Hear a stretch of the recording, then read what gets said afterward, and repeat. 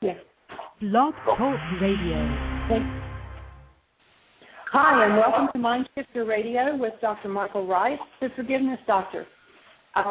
We have a new time beginning on Monday, and now today and tomorrow, of course, it's 1 o'clock. But beginning Monday, we're going to shift to 2 o'clock, from 2 to 3 Eastern Time. And on Tuesday, we're going to be doing 2 radio shows at one time. Michael, would you like to tell them a little bit about WWNN? Sure. We just had an awesome opportunity open up, and as of Tuesday, we'll be starting a land-based show with a station here in South Florida that's in Boca Raton, and is a 50,000-watt land station that covers the whole southeast coast of Florida. So we're going to be on the radio on another level in a new way with WWNN AM 1470.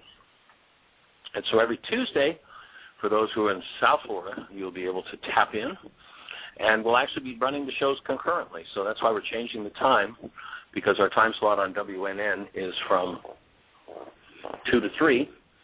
So we'll be running the shows concurrently, and every day starting next week, instead of a 1 until 2 o'clock time frame, we'll be doing 2 to 3 Eastern Time.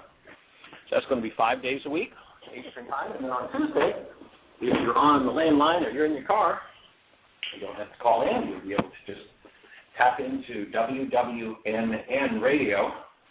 And actually, if you want to tap in tomorrow to WWNN, and I don't have the login information yet, but you can you can go online to, if you Google Rockers in Recovery or Holistic Radio Network, you'll be able to listen to it streaming live on Holistic Radio Network as well, the WWNN show 1470 AM every Tuesday from 2 until 3 o'clock. So things are happening in terms of expanding the work and more people tapping in. And tomorrow we're going to be doing another interview. It'll actually be our third interview in a week on WWNN. It seems that the recovery community is really tapping into our message on a new level, which is pretty exciting for us. And so we will be doing an interview tomorrow with another interviewer and an attorney who works primarily with family law. So we're going to talk about resolving conflicts when it comes to family situations. How do you create, if somebody's going to divorce, how do you create a peaceful divorce? How do you create a divorce where the kids don't have to pay all their lives? And so that'll be our conversation tomorrow from 2 until 3 o'clock on WWNN 1470 AM for those who are in South Florida.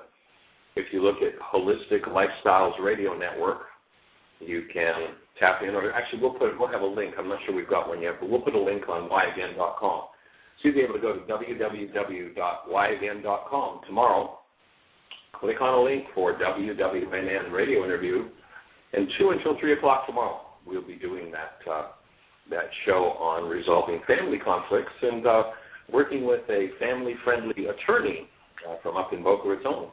That should be an interesting and exciting show. We're looking forward to how all of this is going to unfold and the new direction the work is moving. We're actually, one of the other exciting things that we're working toward is a movie. And for those who've been doing a significant amount of the work, you might remember the definition of the suffix, uta, O-O-T-A. And the uta suffix is a suffix that you add to a word to denote that the mindset reflected by that word is controlling perception and behavior from the dissociated part of the mind, from the unconscious part of the mind. Following in the line that when we deny, we go into a dissociated state, and whatever's stored in that dissociated state is not changeable as long as we maintain that dissociated state. As long as we remain in denial, that remains hidden. And so uta is the Aramaic word that indicates that that's what's controlling perception and behavior. And so the title of the new movie is going to be Uta, the Healing of an Unmanageable Life. And we're going to be looking at taking the tools on another level into the movie theaters, and we're looking to create a blockbuster, wide-open, full-blown movie that will just move globally as we bring in the science, the ancient Aramaic psychology, the Aramaic language, and the original Aramaic teachings on forgiveness. So it's exciting to watch how that's getting ready to move to the next level. And everything appears to be getting ready to move to the next level. So we're excited and delighted. So are there any calls, Jeannie, or any thoughts you had in your mind? No, everybody's just sitting out there listening so far. If we have any questions, call-in number is 646-200-4169. And one of the things that I woke up with this morning, maybe you can add on to this or elaborate on it, was the different filters in the mind, that there are 3 filters over perception and 3 filters over intentions, and what the difference is between intentions and goals. So I don't know if that's something maybe that you would like to comment on. Well, that's definitely a powerful part in the process of healing, is to recognize how this device that we call the body's mind, which really isn't the mind at all, it's really more of a database, and it's not capable of thinking. It's the great pretender. It pretends by giving us realities, behaviors, advice from the past that probably didn't work for the previous generation that used that advice and probably won't work for you, but it pretends that it has the answers. It's nothing but a base of information that, when it's called upon, tends to formulate what's called thinking. I use a simple example of, don't think about the color of your car. And, of course, most everybody in the audience says, when I say, well, now what's happening? They say, well, I'm thinking about the color of my car. And I would offer that you're not thinking about the color of your car at all. All that's happening is, with my voice, I set up a frequency that resonates brain cells containing the color of your car. And those brain cells fire. And when those brain cells fire, they provide you with information. Nothing to do with thinking. Nothing whatsoever to do with thinking. Thinking, I would offer, is the ability of a spiritual being who's awake, alive, aware, and functions out of a human life, which is love, and keeps that love present in their body's database, in their body's what appears to be mind, continuously. And as that happens, because love is present, everything that's unlike love starts to dissolve, starts to diminish, starts to disappear, which is one of the reasons why the world strives to keep people in hostility or fear, because when hostility or fear is running the show, then love doesn't have the opportunity to dissolve the insanities that have gone on for 1,000 generations on the earth. If you look at that question that the Creator asks of Satan way back in the book of Job and says, Satan, from whence come you? And Satan says, from going to and fro upon the earth, from going back and forth upon it. And this must be an important question. And Satan, by the way, in Aramaic is a lowercase letter. It's not the uppercase Satan that the Greeks have given us. There's no such relationship between those two. It's a lowercase word. And it's a very clear definition if you go back into the book of Job, what Satan is. And what it says is, to and fro, back and forth upon the earth. Both times the question's asked, the answer's identical. What is to and fro, back and forth? It's nothing but a statement of our past. And when you recognize that, then if the past runs you, then you're the dead buried by the dead, the blind led by the blind. The idea of forgiveness is to undo that past stored in brain cells that presents itself as the great pretender, thinking. No thinking at all is happening when information from the past is simply firing in brain cells. All that's happening is information's firing in brain cells. When we awaken spiritually, we become a thinker. So the presence of love denotes thinking. The absence of love denotes no thinking. It simply denotes reaction. Now, this reactive device that we're referring to as the body's mind, that isn't a mind at all, it's a pretender, that device operates through a filtering system. And if you understand the filtering system, you have an opportunity to take very deep levels of charge of the device. If you don't know how the filtering system works, then it's pretty difficult to take charge of the device. In fact, next to impossible. And what happens is we're run by the device. And in the ancient teachings, that was called being a master bound by the servants in your own household. Your household, your temple, is your energy field, your so-called body. Not a physical thing, an energetic device. And that's your home. And your home has certain rules that it follows in order to operate. And Jeannie's question about the filters is key to how this body's database operates and gives us information.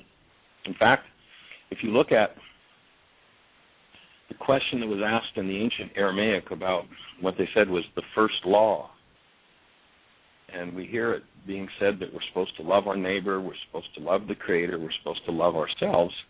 But interestingly enough, in Aramaic, it's not what it says. The word that was used in Aramaic when they said love God, neighbor, and self was the word Rakhma, one of 17 different words translated by one English word, love. It might be important to know what word was used and what it meant. So the word Rakhma refers to a filter, one of the filters Jeannie was just asking about, a filter in the frontal lobes of the brain. So this thing called Rakhma is the filter that allows your mind to only use data that is keyed to love as the raw material of your goals. There's a strong movement afoot to try and give an unwarranted power to intentions. And my favorite saying about intentions is that an intention can no more cause a behavior than a shadow can carry a stone. Can't happen. That's why the ancients who understood said the road to hell was paved with good intentions, because we can have all the good intentions in the world, but until we pull those intentions out of the frontal lobes of the brain, filter them through a filter, and then use them to form a goal, we will not be able to do a behavior based on those intentions. So Rakhma speaks about a filter in the frontal lobes of the brain that allows the brain to only use intentions that are keyed to love in forming its goals. And according to the man named Yeshua 2,000 years ago, that was the first law. That was what was first and most important, was to have that filter set. And if that filter's set, then all of your intentions are loving. And that means that the way that this database works, this so-called body's mind works, is that the data that comes forward through the frontal lobes of the brain will show us loving intentions. And when those loving intentions are active, then out of that pool of intentions, we select something to commit to. Once we commit to it, our intention becomes a goal. Now, that goal's purpose is to cause the mind, out of its store of information, to feed us the best information it has resonated by that goal. What's the best direction that mind can take? What's the best information it has based upon the goal to come up with a behavior that will then become what tends to cause us to carry out some form of action in the world? So, intention, raw material, commit to it, it's now a goal. Now, loading that goal in the mind will cause the mind to go to work. If you've ever had a problem with the chattering mind, your mind just never shuts up. Gee, I try to meditate, or I go to bed at night, and if I don't go to bed exhausted, my mind just runs and runs and runs, and I lay there for hours listening to all this chatter, then what you want to do is get on our website and order the DVD, Getting the Stress You Need, because it will show you exactly the functioning purpose of stress and exactly how to get the chatterbox to shut up. We have all kinds of people who've never had a minute's peace from their minds. Once they get that DVD and start to work with the worksheet, which is called the Mind Goal Management Sheet, you can get it on the website free, whyagain.com. Then as you work with that worksheet, you'll get the chatterbox to shut up. You'll be able to get your mind to be quiet.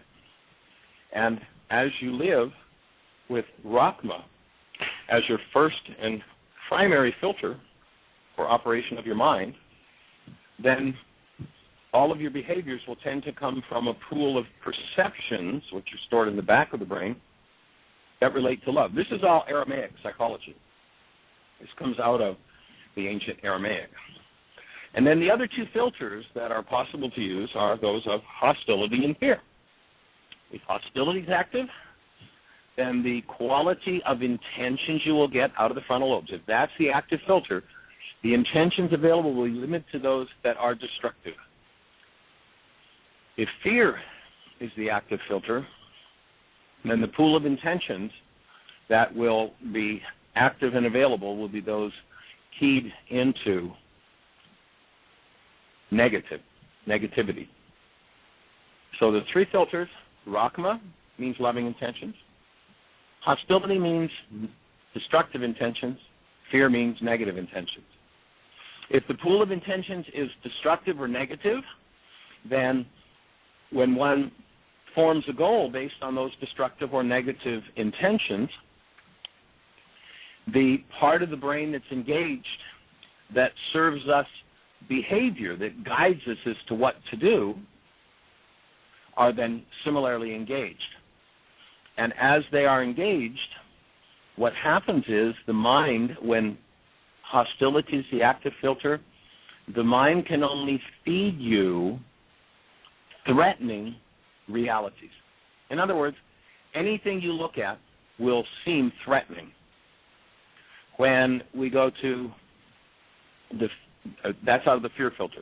When we go to the hostility filter, the only realities the mind can feed us are those that are irritating. And so when they said, how do you tell where somebody's really at? The answer in those ancient teachings was, you look at their fruit. Part of your fruit is the output of your mind. Are you feeling threatened everywhere you look? Are you feeling irritated everywhere you look? Then you got the wrong filter engaged. You're in trouble. Your mind's going to keep using data based in threat and irritation. Shift to Rakhma, the threat and irritation disappears. It goes away. Now, people will go through experiences where they'll shift into love and they'll have this wonderful, loving time with their partner and everything will be awesome and they'll see everything that they love about their partner.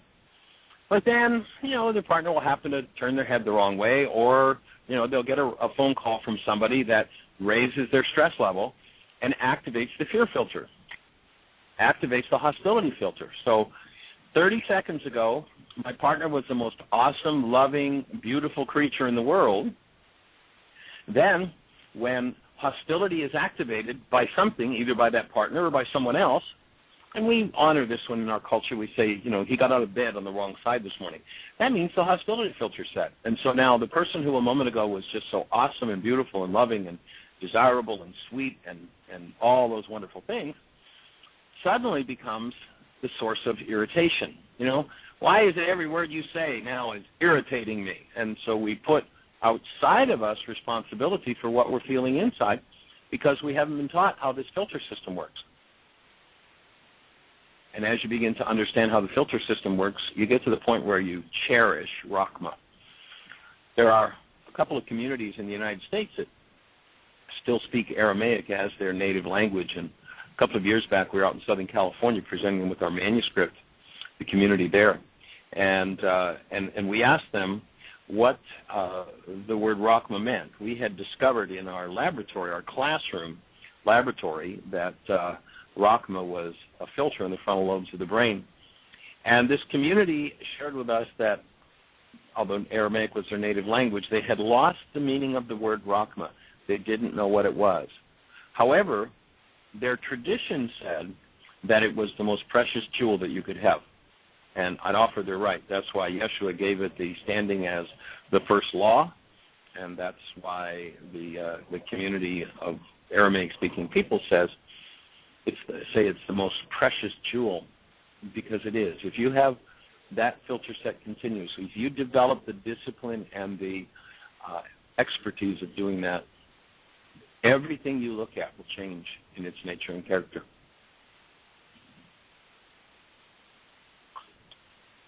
So, Jeannie, does that address the root of what you awakened with and were thinking about this morning, or is there more refinement that you'd like to get into, or do you have any thoughts to add to it? No, I think that takes care of it. So how does this tie in, like, okay, so the goals, we have intentions, we set intentions, we turn them into goals, and the goals move their behavior, and so then depending on which filter is set, our behavior is either off the mark or it's on target. And so if it's off, then that's when we cancel the goal and reset a new goal to have a different behavior.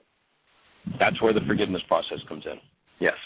And where the forgiveness process from the Aramaic removes the stresses that tend to keep us locked into places that we'd rather not live. And, most people would rather live in their original nature, and everybody agrees the original nature of the newborn is love. There's no question anywhere on the planet. Everybody describes the essence of the newborn as love. And the reason for that is because that's our essential nature. That's the stuff we're made of. And, why live anywhere else? And Rakhma is the key. Again, that's why Yeshua said, when he was speaking to we humans, the most important law was to keep Rakhma active, to keep love active, 24/7, 365, no matter what anybody else is doing.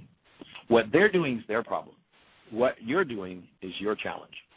And, of course, most of the world doesn't like it when you are in Rakhma, because all of a sudden you're not very controllable. What we call the choice body, this filter Rakhma is also a gateway for the entry of human life into a so-called human body. A human body does not contain a human life until it contains the active presence of love. There is no human life in someone who's functioning out of hostility and fear all the time. They don't get a visit from a human life, which, of course, is a painful place to be. And so when we awaken to who we are, we live a human life, and in that human life, we live lovingly. We experience ourselves lovingly. We experience the people around us as loving. And those that aren't, we see, you have a problem. You are not my problem. I choose to keep love present. I choose to function out of Rakhma. And most of the world would prefer you don't, because the alternative to that love is, one, to remove the choice body. Our original created essence, love, I would offer, is our choice body. It's been called spiritual. It just means of another level of energy.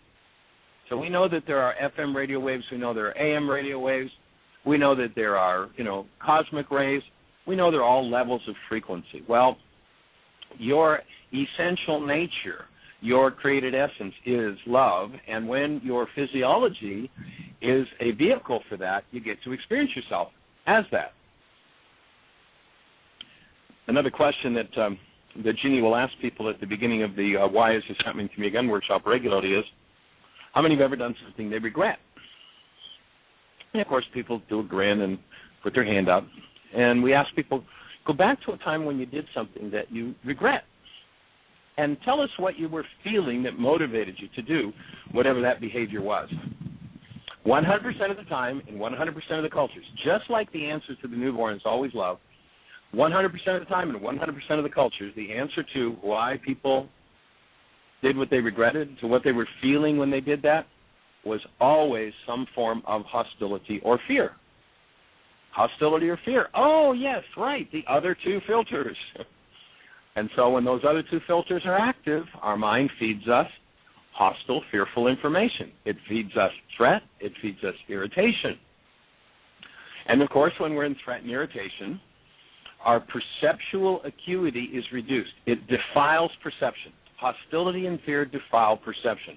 Again, go back to the brilliance of that first commandment that Yeshua said, here's what I tell you is number one. You keep Rakhma in your mind when you think of the Creator, when you think of neighbor, when you think of self. If you do that, you've just inoculated yourself against hostility and fear. And the hostility, fear-based mind is always stupid. It always does behaviors that later it regrets because it comes out of a sleep state. So what we're looking to do is to provide people with the tools to come out of hostility and fear, which in the ancient teachings was called come out of Egypt, into a human life, into the presence of love. Awesome. And we have Nene on the line. Nene. Oh, hi, Nene. How are you? Hello. Fine. Good afternoon. Good afternoon. It's a delight to hear from you. How go your worksheets? Thank you. It's been wonderful. I keep doing 4 or 5 a day after my 40-day first Right. period of exercises, and continuing with in the same mode of keeping the love active and present. I have a question. Yes. Yeah.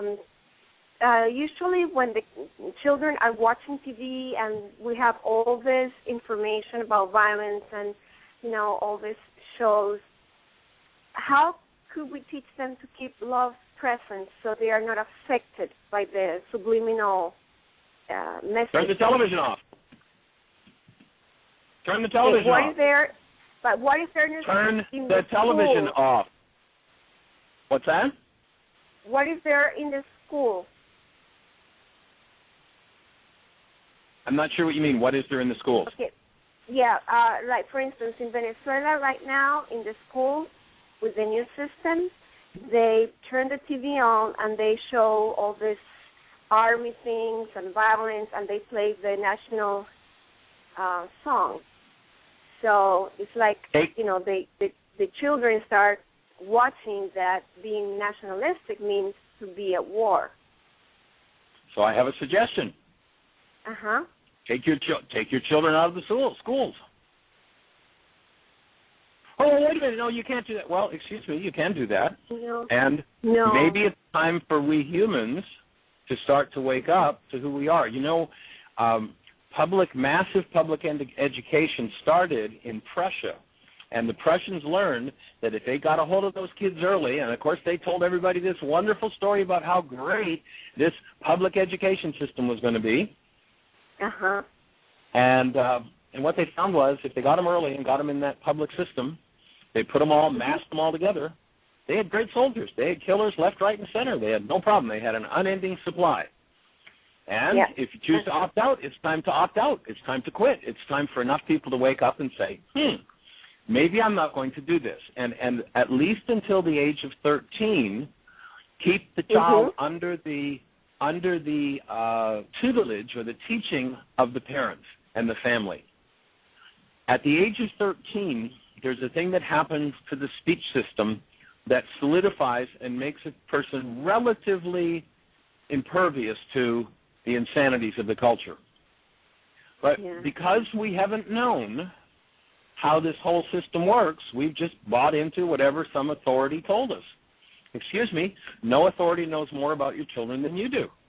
And if it's time to wake up and say, that's it, I'm not going to go into this mass indoctrination system, because education, if you look up the definition of the word educare, education, it comes from that root. It means to draw out. It does not mean to put in.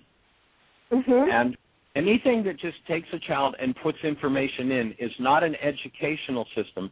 It is an indoctrination system. That's a whole different thing. If you could find an actual school that actually draws out the human being made of love into their own lives, you'd have an awesome system, and our world would transform in a minute.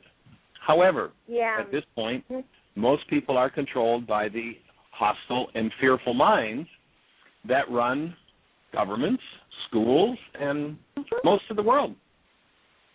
Yes, especially now in Venezuela with the new dictatorship.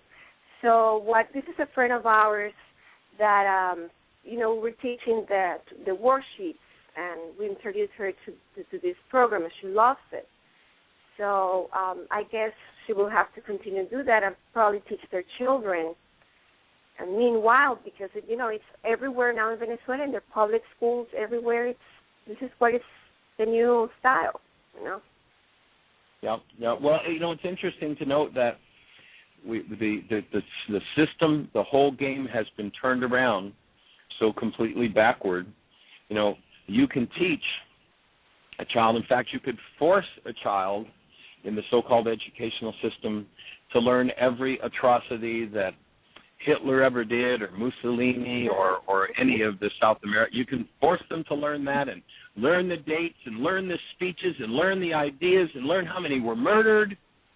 But you can't teach them about the guy that said love was the first law. Yeah. Interesting little brainwash, isn't it? Yeah. And so it's up to the parents. It's up to the parents then to step in, I believe, and take charge. Both of my children were totally homeschooled in the early years of their lives. When they turned 13, they had the choice to go to a school if they wanted to. Mm-hmm. And it's just time for us to wake up and see who we are and start to take charge of our lives. Yes. Yeah, thank you. That's how it is, and I can't wait to go back to the series of the following week. So it's been wonderful. Yeah, we're going to start a workshop series on March the 6th. Okay. On Sunday, March the 6th, we'll be at Unity in Pompano. We'll be doing their Sunday service at 11 o'clock, and then Ryce is happening to me again from 2 to 5:30. And then Monday night, Tuesday night, Wednesday night, Thursday night, and Friday night, we'll be doing a workshop each night. And then we just decided that on Saturday and Sunday, we're going to do a 2-day mini-intensive. So Saturday and Sunday, I believe it's the 11th and 12th of March, 12th and 13th. We'll be doing. Is it the 12th and 13th, honey? Okay. Yeah. And so on Sunday, the workshop is 1 to 4:30. Oh, 1 to 4:30? Yeah. Okay. Excuse me. Thank you for having that flyer this week. Do you want to give us the titles, honey, of what we'll be doing Monday, Tuesday? I don't have a flyer in front of me. Yep, sure will. Thank you, Nina, for calling in. Oh, thank you. Yes. Bye-bye. Yes, on Sunday, Ryce is happening to me again from 1 to 4:30. On Monday, March the 7th, we're going to do On Creating Consciously from 7 to 9:30. Each evening, it's from 7 to 9:30. So Tuesday is Healing Through Relationships. Wednesday is Codependence to Interdependence. Thursday is Communication. Did you hear what I think I said? And Friday is A Course in Miracles. Cool. Introduction to Advanced Understanding of the Course in Miracles. Exactly. On Friday? And, awesome. Yes. And then Saturday and Sunday would be the mini-intensive. And we'll have a flyer out on the website shortly on that, so everybody can keep an eye on whyagain.com and then click on schedules. And Terry's on the line, but before we turn into whatever his questions are, there were a couple comments coming when you were talking about homeschooling children or whatever. There were a couple comments in the chat room about also, if, nowadays the parents, it seems like, we've gotten into the habit of those parents having to work and you either send them to school or you keep them with a sitter or something like that. So some alternatives could be educating them while they're in school so that they can spot the indoctrination. If a parent's involved enough in the children's lives while they're at home even, they can add to so that the child, just like I'm in school now and there's a lot of garbage in what college is putting out, and yet I'm being able to turn it into opportunities for me to share what I know with the professors. And so we can also do that. And so if you start a child young enough, I think that's not maybe the best. It's better if they are at home and being homeschooled, but at least spending time with your children so they understand the indoctrination that's going on. Absolutely. And, Jeannie, I acknowledge you for the education that you're giving your professors at the university, because they're getting some new information they haven't seen before, and it's really cool to watch you putting it together and how dedicated you are to that. By the way, for those who haven't been on our website before, sometimes it's a little difficult to hear the actual title of the website, so it's Why, W-H-Y, again, AGAIN.com, if you want to jump on that.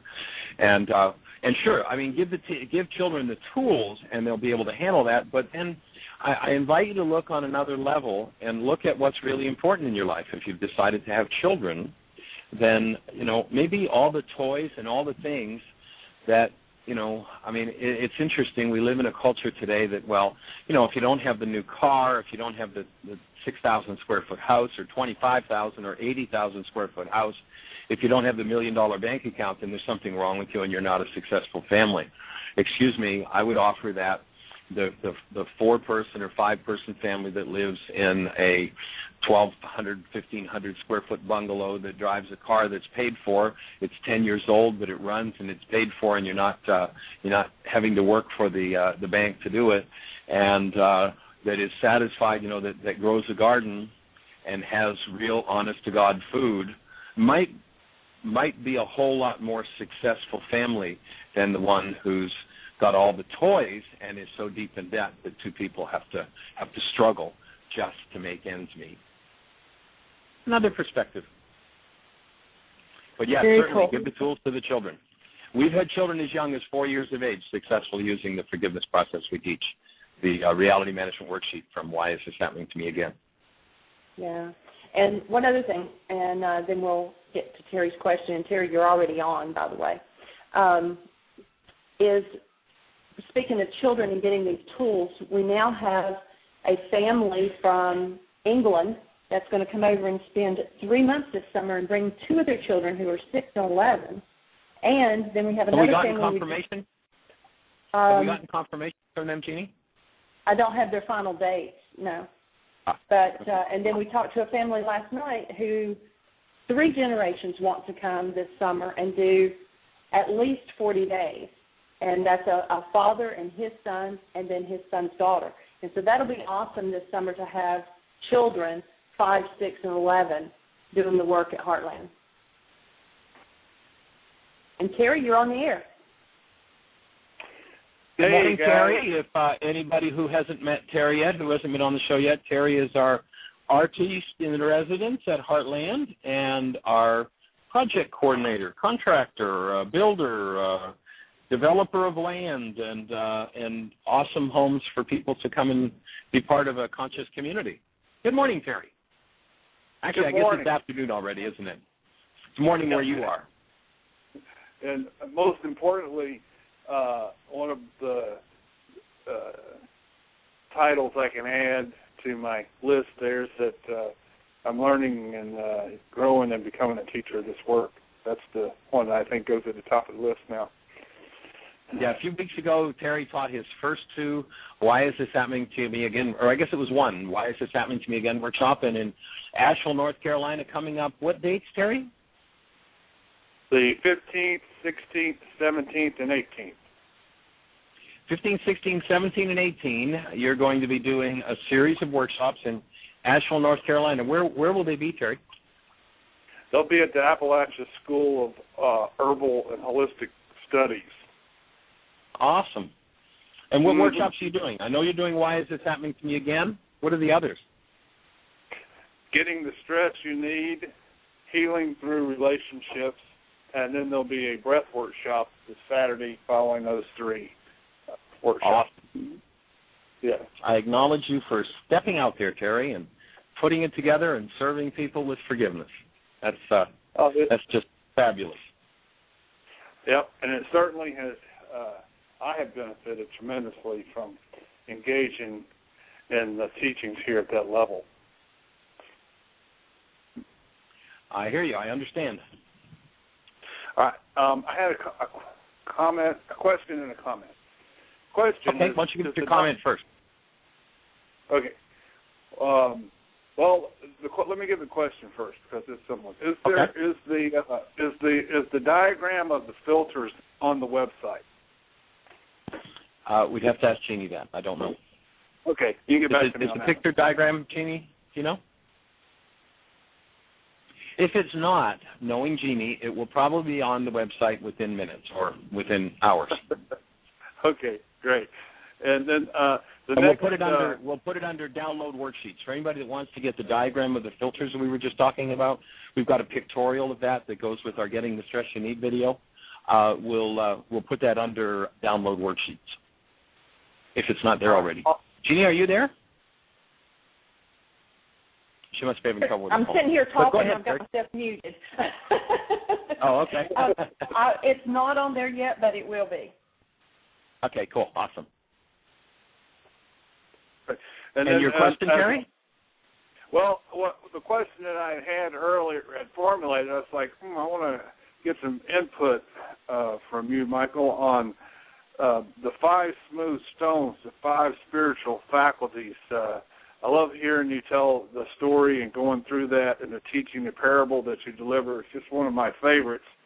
And as I was listening to the previous caller, I believe it was Renee, or Nick, what was her name? N-E-N-E. She's someone who's done just about every workshop we've done while we've been in Florida the last, 6 weeks. We've done probably 20 workshops, and Danae's been at, I think, every one but one maybe. She's on it. She's done her 40 days of worksheets already, and she's going into her next 40 days. Yeah, that is fantastically awesome. That is great. And I look forward to meeting her.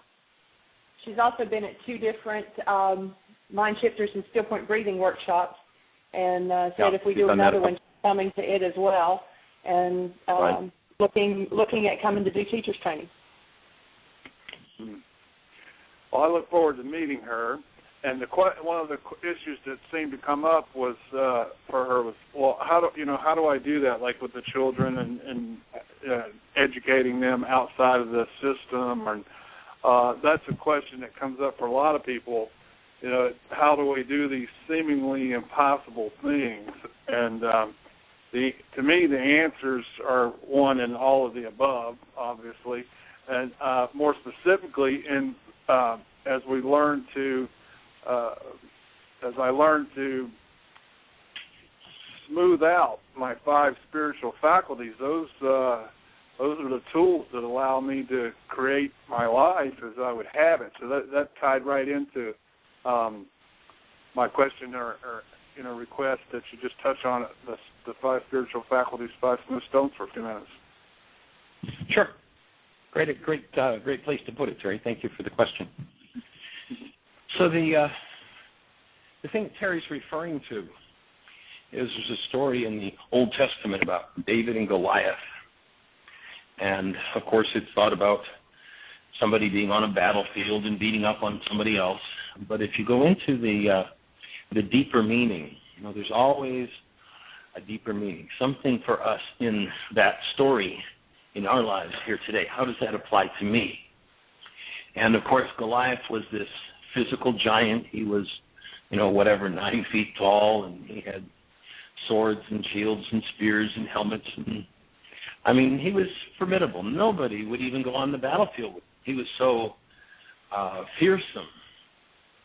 And if you think about your own hostility and fear-based mind, you'll notice how often you make a choice to do something different.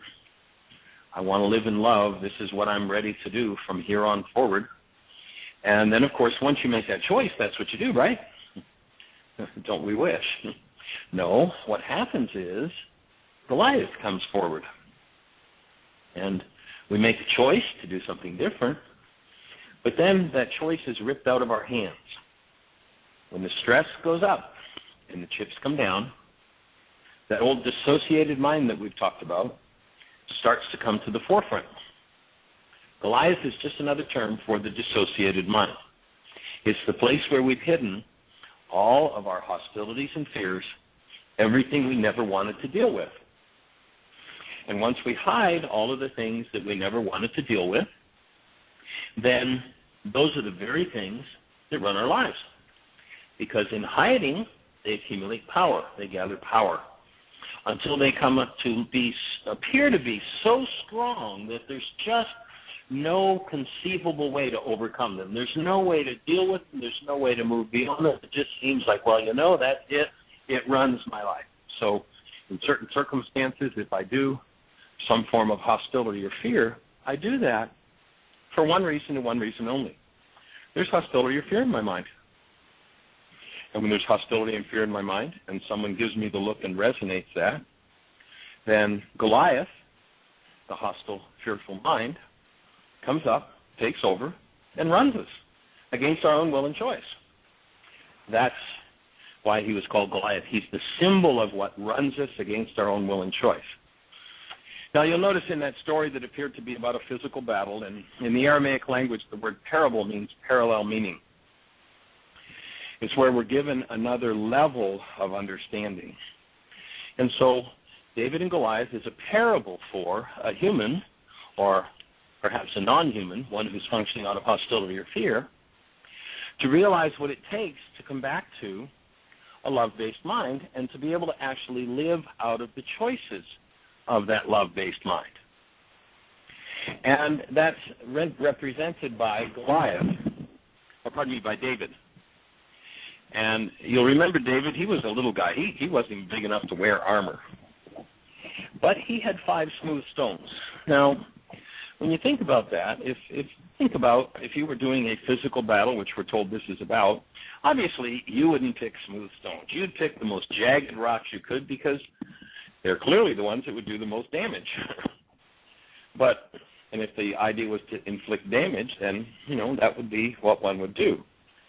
But it wasn't about damage. It was about your subtle, still small voice, your subtle, smaller self taking charge over Goliath.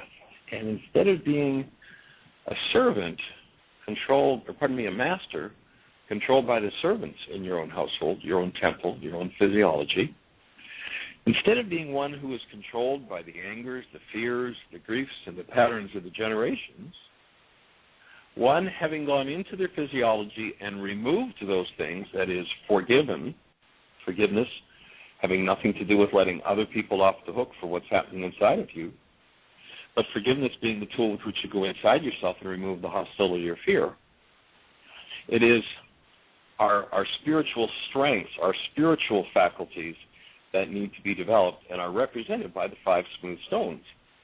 They were referred to as smooth stones because David had cultivated and used those faculties and therefore was able to take apart what we call the non-being mind, the hostility, fear-based mind. When you choose to function out of a human life, when you choose to function lovingly, you're going to have to fight Goliath. You're going to have to deal with your own carbon-based non-being mind, and you're going to have to dismantle it.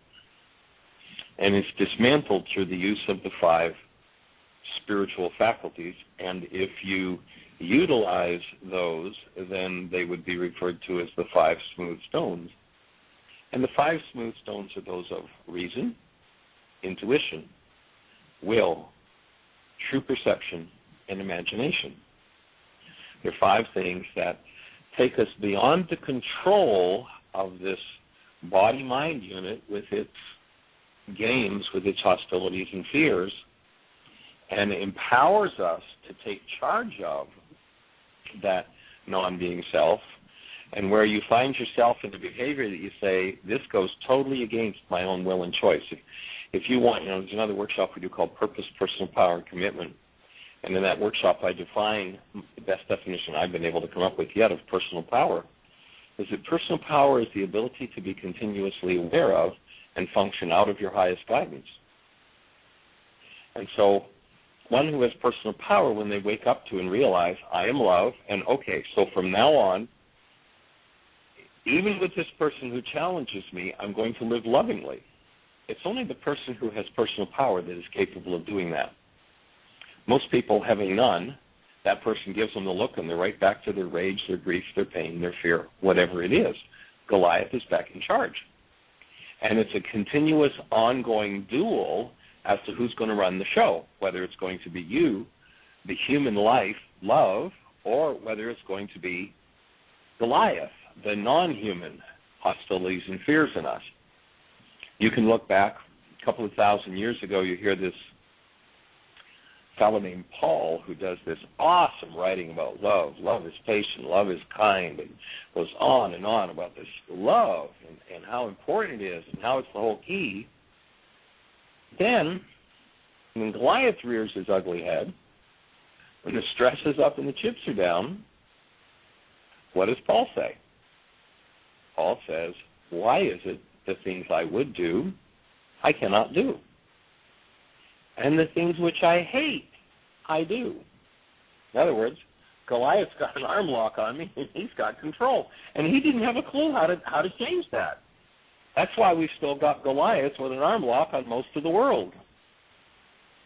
Because Paul came forward with these teachings, supposedly of Yeshua, but many of them were not of Yeshua.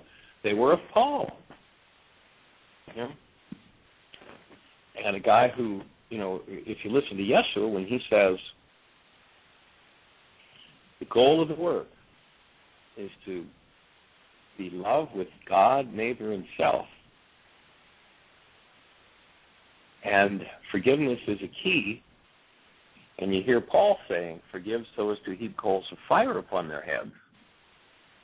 You go, maybe this guy didn't quite understand. Maybe there's another level of it here. And there is. And the level is that of doing the work that it takes to turn those faculties into consciously, purposely, consistently usable faculties.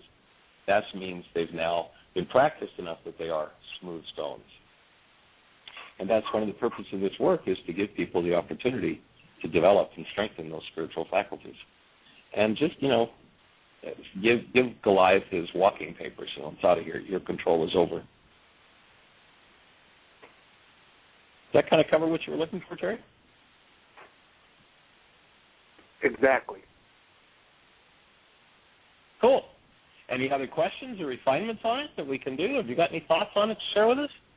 How you've been experiencing that? I don't know when the first time was you heard that story, but I know it's something you've been working on with the smooth stones. Do you have any comment on what you've been doing to bring that about, and the impact you're seeing it having on your life? Yeah,